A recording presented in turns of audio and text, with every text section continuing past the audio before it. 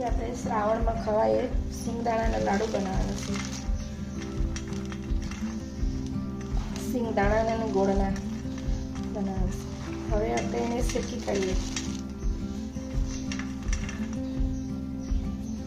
આ 1.5 કિલો સિંગદાણા છે. 1.5 કિલો. હવે એને આપણે શેકવાના. હવે આપણે સિંગને શેકવાના. સિંગદાણાને ગેસ ચાલુ કરી લઈએ. એમાં દાણા નાખી દઈએ.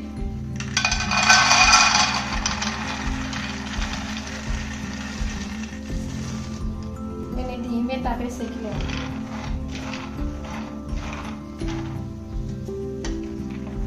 એકદમ સોટલા નીકળી જાય એવી રીતે ધીમે તાપે શેકવાના, તો સોટલા એને મેરે નીકળી જાય. જરાક હાથ લગાડવાનો, આમ છોડવાનો કે નીકળી જાય. આવી રીતે આપણે શેકવાનું. આપણા દાણા શેકાઈ જવાના છે. થોડીક વાર છે, શેકાવાની તૈયારી છે. વધારે ફૂલ ગેસ નહીં રાખવાનો ને વધારે ડીમ નહીં રાખવાનો. મીડિયમ ગેસ પર આ શેકવાનું, તો શેકાઈ જાય. હવે આપણે ગેસને બંધ કરી દઈએ. હવે એને આપણે ઠંડુ કરવા મૂકવાનું છે. હવે આપણે આ સુપડામાં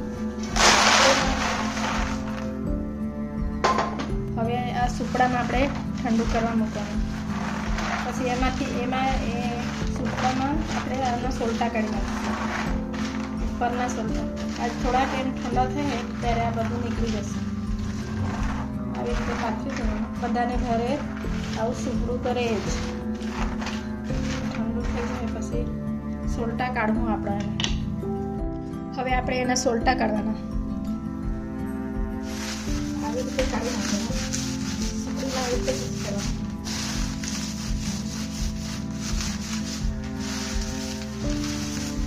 સુપડીની હોય તો ડીશમાં તો ચાલે. એવી રીતે સુપડી હોય તો સારું.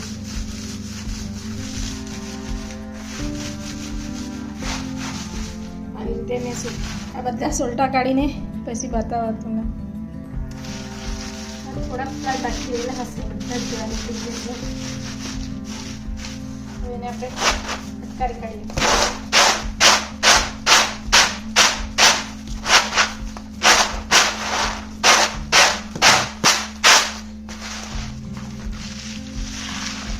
હજી થોડાક છે તે કાઢી નાખું.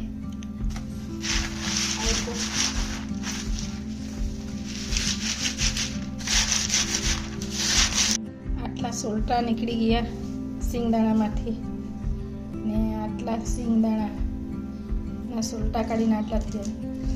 મેં 1.5 કિલો કાઢેલા. બાજુવાળી બેન કહેતા હતા કે મારા 500 ગ્રામના બનાવી આપો. એના બંને મિક્સ કરી દીધા મેં. 2 કિલો છે આ. હવે આપણે એને મિક્સરમાં ક્રશ કરી લઈએ.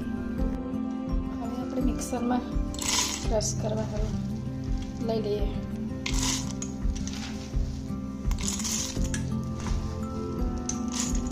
આટલા થોડા લઈને આપણે ક્રશ કરી લઈએ. મેં ક્રશ કરી લીધા મિક્સરમાં. હશે દરદરા જેવું કરવાનું, વધારે ઝીણા નહીં કરવાનું. થોડું મોટું જ રાખવાનું, તો ખાતી વખતે મસ્ત ટેસ્ટ આવે, સ્વાદ આવે. જરાક ચાવીને ખાવાનું. બધું મિક્સરમાં ક્રશ કરી લીધું. હવે આપણે ગોળને પીગળાવી લઈએ.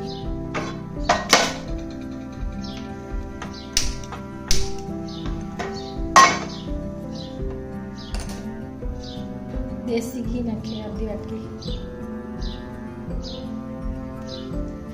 આ સુગર ફ્રી વાળો ગોળ છે. ગોળનો પાવડર છે. એમાં 500 ગ્રામ નાખવાનું છે. આપણે ચાસણી તો નહીં બનાવવાનો, પીગળાવી લેવાનો. 1 ચમચી એલચી પાવડર નાખી દેવાનો. કાંઈ નહીં નાખવાના. ગોળ, ઘી, એલચી પાવડર અને સિંગદાણા. ઉપવાસમાં ખાવાનું હોય.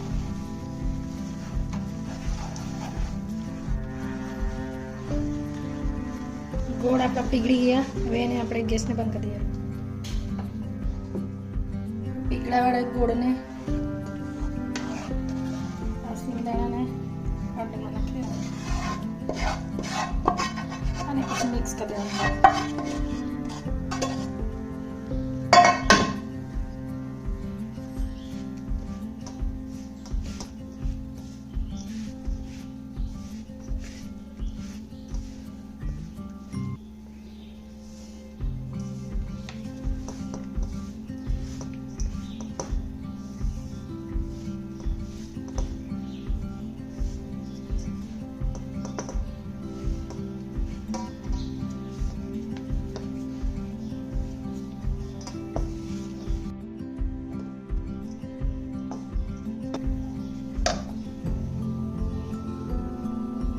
હવે મેં લડ્ડુ બનાવીને બતાવું.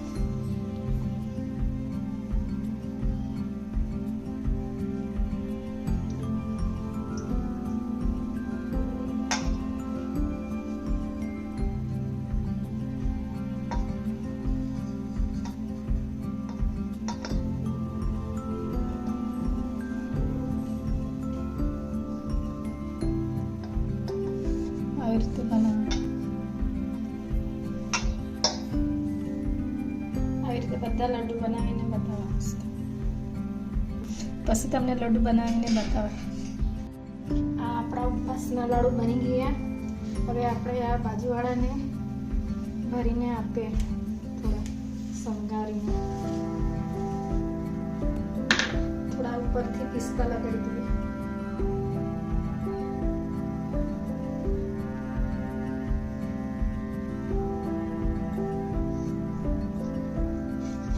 આવી રીતે પિસ્તા લગાડીએ થોડા પરથી. આવી રીતે મેં આ ખોખામાં ગોઠવી દીધા બોક્સમાં, અને ઉપરથી પિસ્તા થોડા ક્રશ કરીને લગાડી દીધા છે. એ બાજુવાળાના ઉપવાસના લાડુ તૈયાર થઈ ગયા. હવે મારા લાડુને મેં કરું. હવે આપણા લાડુને ગોઠવી દઈએ ડીશમાં. આ પિસ્તા છે અને આવી રીતે લગાડવાનું.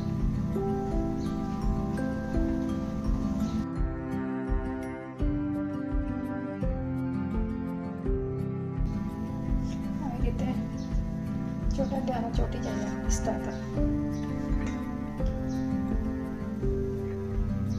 મારી છોકરી કહેતી હતી કે મમ્મી ઉપવાસ કરે શ્રાવણમાં, સિંગદાણા લાડુ બનાવીને ખાજો, પછી કરજો, બસ તને ઢીલી નહીં થઈ જાય.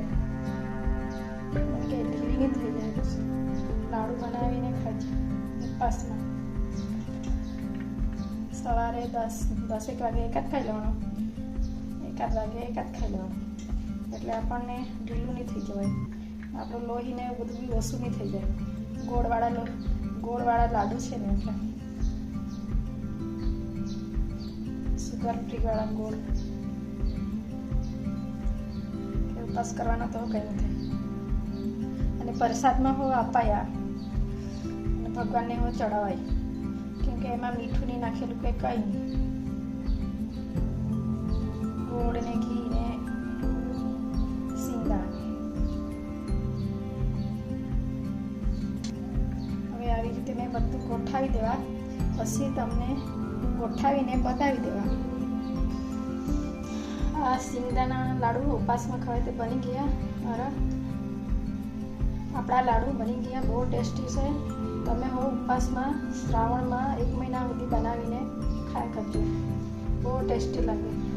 અને આપણા વિડીયો તમને ગમેલા હોય તો સબસ્ક્રાઈબ કરજો, લાઈક કરજો અને કોમેન્ટ કરજો.